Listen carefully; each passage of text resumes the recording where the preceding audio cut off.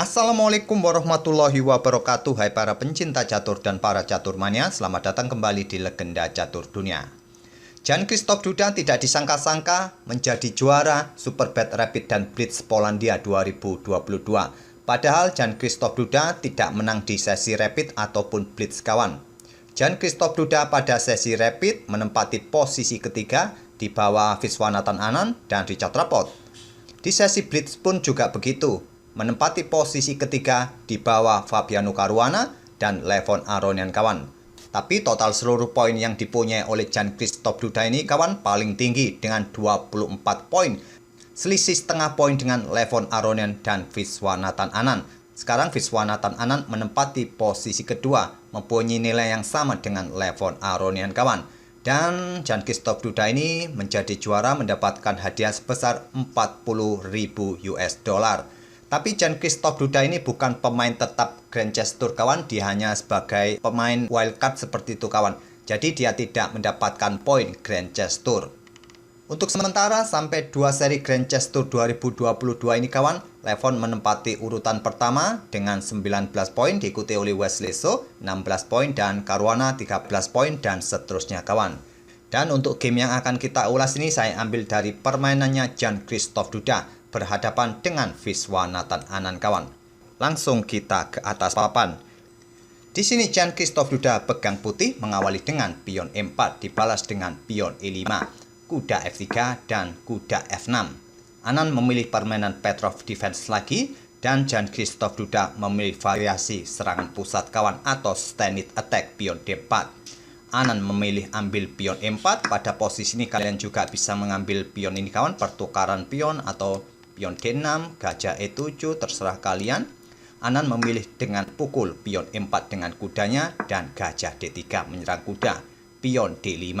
Sekarang kuda ambil pion E5 oleh Jan Krzysztof Duda. Selanjutnya kuda berkembang ke D7 menantang pertukaran kuda.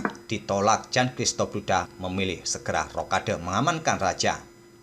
Anand melanjutkan pertukaran kuda, kuda pukul kuda E5, dipukul balik oleh pion D. Sekarang kuda manuver ke C5 kawan untuk mengancam gajah terang. Di sini Duda memainkan pion F4-nya untuk segera mendorong kembali untuk mendapatkan kontrol di peta-peta ini kawan. Dan di sini pun Anand juga tidak melanjutkan untuk pukul gajah ini yang merupakan langkah terbaik seharusnya. Tapi di sini Anand memilih dengan pion G6 untuk mendapatkan kontrol lebih pada peta F5 ini, mencegat pergerakan pion ini didorong maju, ataupun juga persiapan Viagento mengeluarkan gajah di G7 ataupun di peta H6 bisa jadi. Sekarang gajah ditarik mundur ke E2 menghindari tekanan kuda, pion C6 sekarang untuk memperkuat bangunan pionnya kawan. Di sini kuda berkembang ke D2, lanjut Duda, gajah E7 ternyata tidak di Viagento. Dan Duda melanjutkan langkah kuda F3, bukan langkah terbaik. Pion A4, kuda manuver ke peta B3 ataupun beteng ini bergeser ke B1 merupakan pilihan terbaik versi Stockfish. Di sini Duda tadi memilih dengan kuda F3 dan selanjutnya rokade oleh Anand, bukan juga langkah terbaik kawan.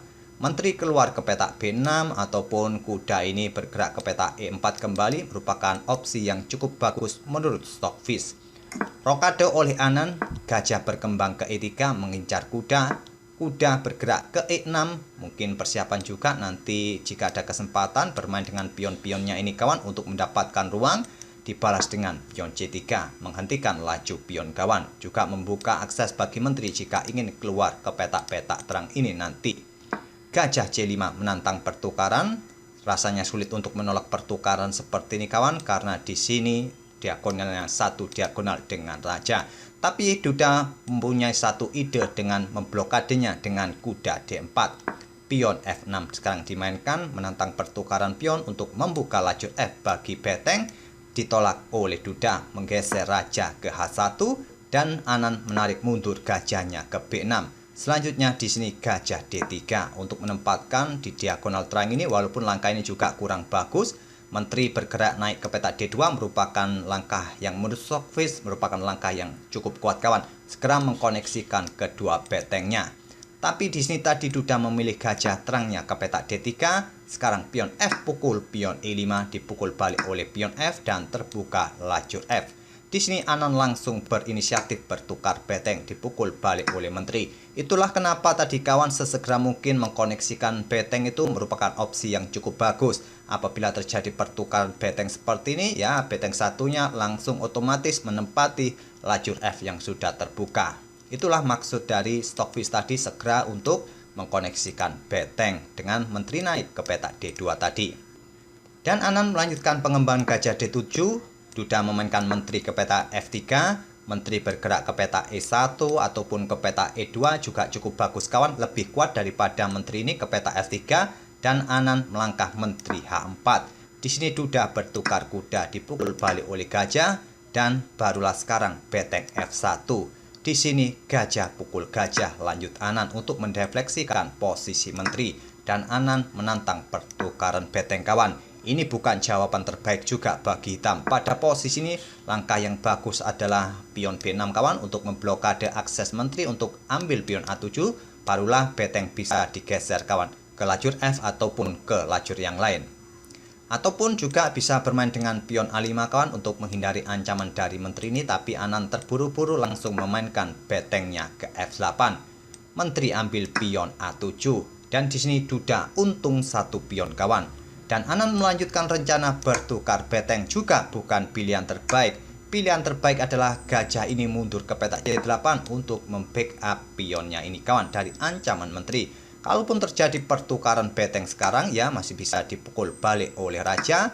Mungkin di sini putih akan melanjutkan dengan langkah menteri ini kembali ke peta E3 untuk mendukung pionnya nanti kawan.